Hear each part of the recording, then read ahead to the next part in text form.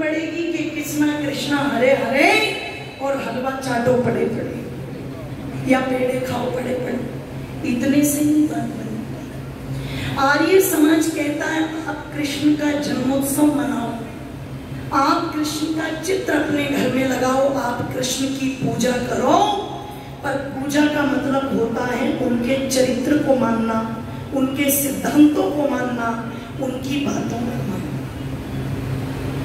कृष्ण के जीवन का संकल्प था धर्म एव हतो हन्ति, धर्मो रक्षति रक्षिता, परित्राय च साधूनां विनाशाय च दुष्कृताम्।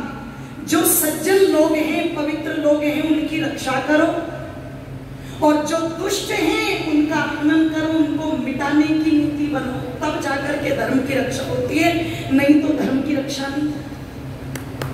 पर आज कृष्ण के देश में क्या हो रहा है?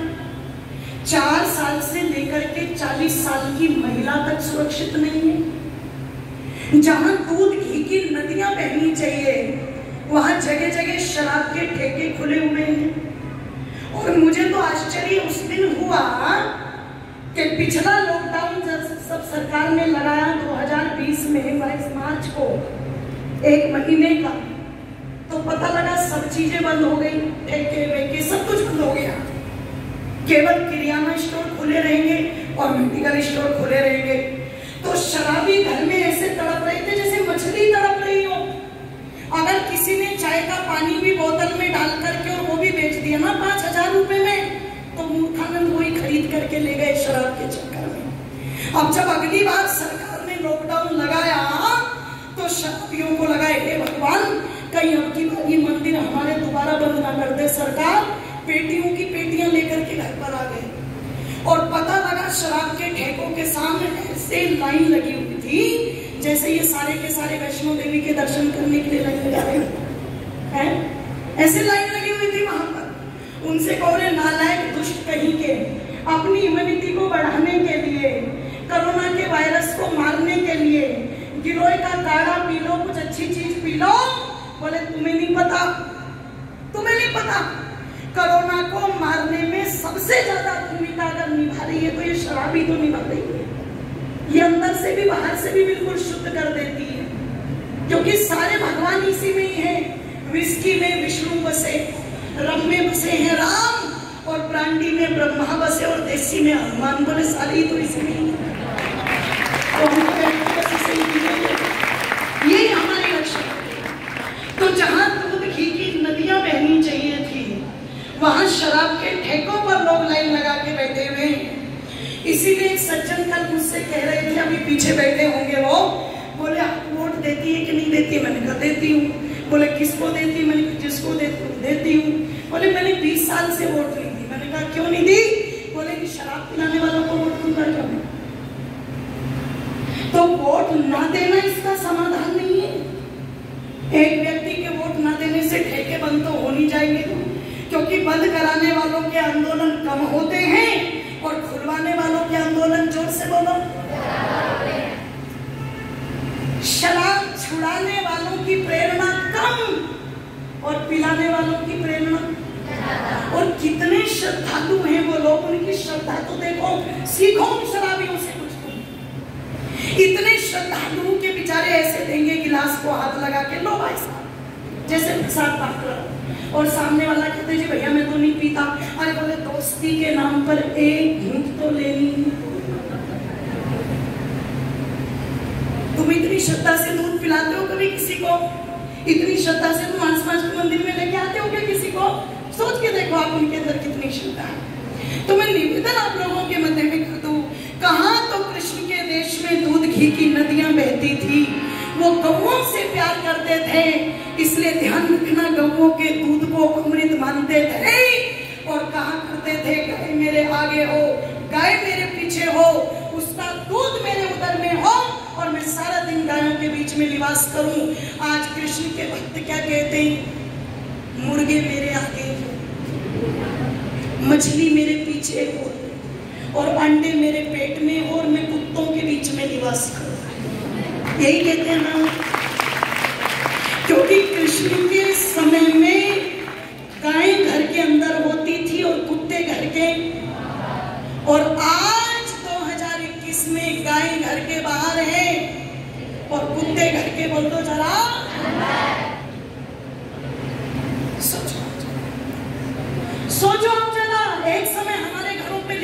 रहता था, सुस्वागतम, अतिथि देवो भव, मातृ कृपा, पितृ कृपा, ये सारे वाक्य।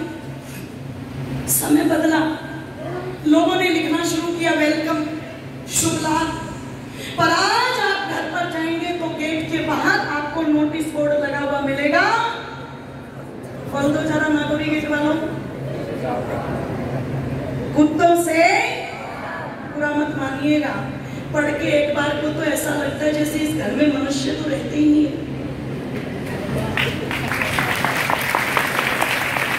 एक बार को ऐसा लगता है, it's my personal thinking, but मुझे ऐसा लगता है एक बार को नोटिस बोर्ड पढ़ के कि इसका मतलब इस घर में इंसान तो कौन रहते होंगे। मैंने नहीं बोला था कि मुझे मत कहना, आप खुद बोलो, आप खुद बोलो। तो जहाँ पर गाय माता की पूजा होनी चाहिए थी वहां कुत्तों के पालन हो रहे, मछली पालन की योजना, कुत्ते पालन की योजना, सुअर पालन की योजना। पर गाय सड़कों पर ना घूमे, ये गौ माता सुरक्षित स्थानों पर पहुंच जाए, इसकी योजना कोई बना करके नहीं चलता। और ये भी कह दूं धड़ल्ले के साथ, कोई अपने आप को गौ भक्त कहता होगा, चिल्लाते होंगे मंच से, भोंकते होंगे, ध्यान रखना हमें वोट दो, हम गौ माता की रक्षा करेंगे। अरे जिस गांधी को लोग कहते हैं कि गांधी जी ने देश को आजाद करा दिया, बिना चरखे और ढाल की आजादी दिलवा दी, सारी जिंदगी गांधी बैठ करके बोलते रहे जिस दिन देश को आजादी मिलेगी मैं उस दिन सारे कत्ल खाने बंद करा दूंगा।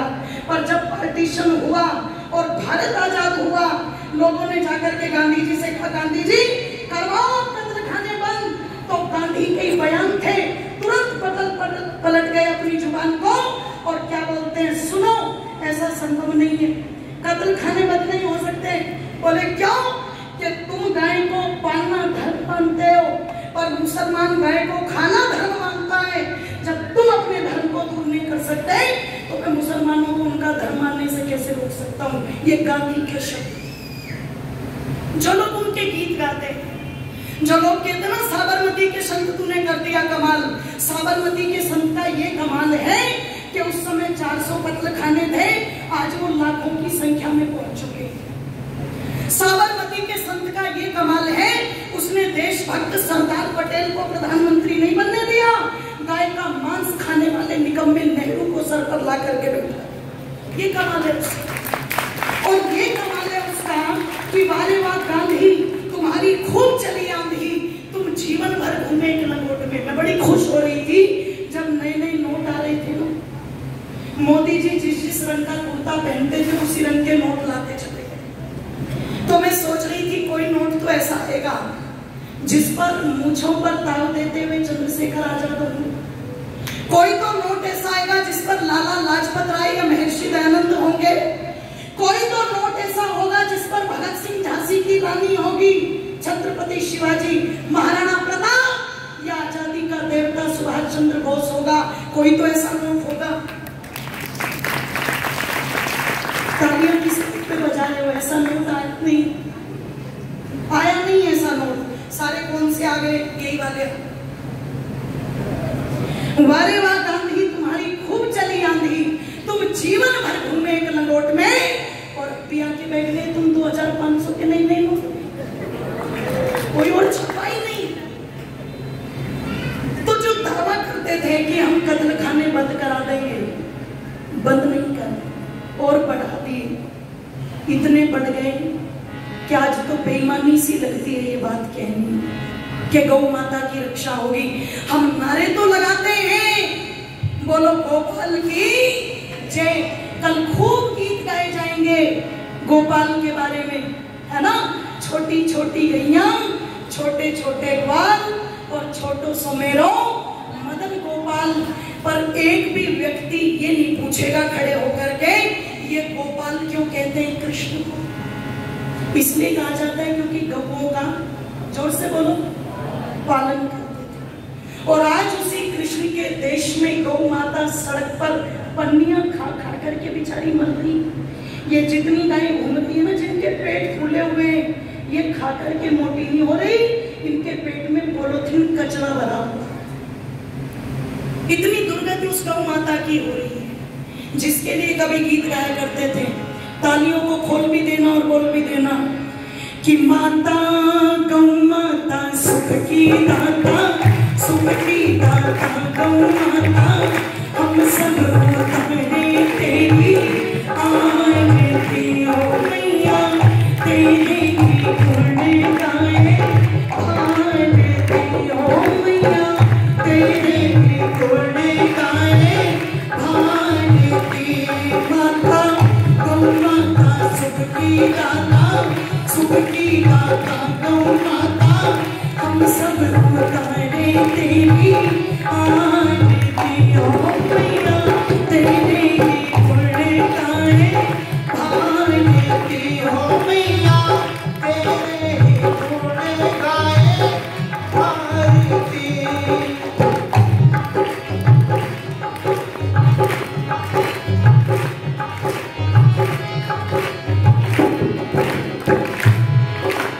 कपिला रेणुका सुरभिनंदिनी कामधेनु तेरा नाम, कपिला रेणुका सुरभिनंदिनी कामधेनु तेरा नाम।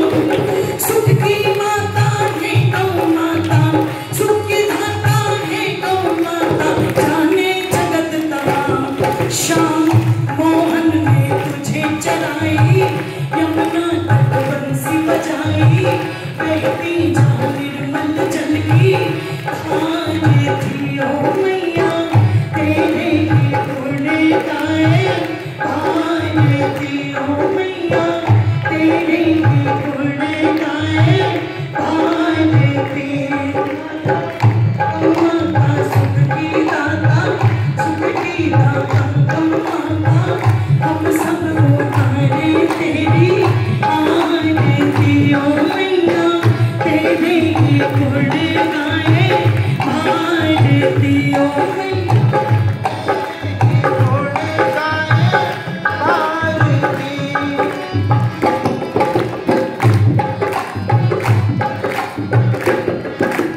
जो तेरे हृद से हवन करे माँ होती दूर बीमारी, जो तेरे हृद से हवन करे माँ होती दूर बीमारी।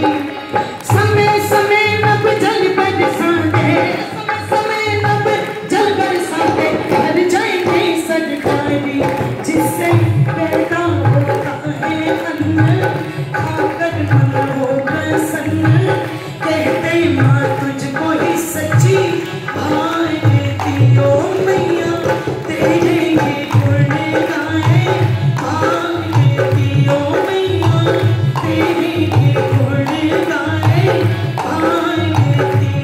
माता गौ माता सुख की दाता, सुख की दाता गौ माता, हम सब उतारे तेरी आरती ओ मैया, तेरे की गुण गाए आरती ओ मैया, तेरे की गुण गाए आरती।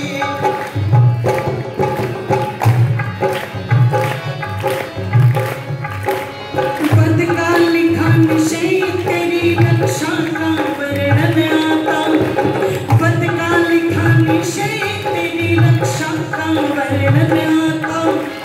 अंत काम गौ घातम ऐसा, अंत काम गौ घातम ऐसा, यजुर्वेद बतलाता गाथा, ऋषियों मुनियों ने गाई, करता जो तेरी बड़ाई, उसके ही दुख लेनी आरती ओ मैया, हम सब उतारे तेरी आरती ओ मैया, हम सब उतारे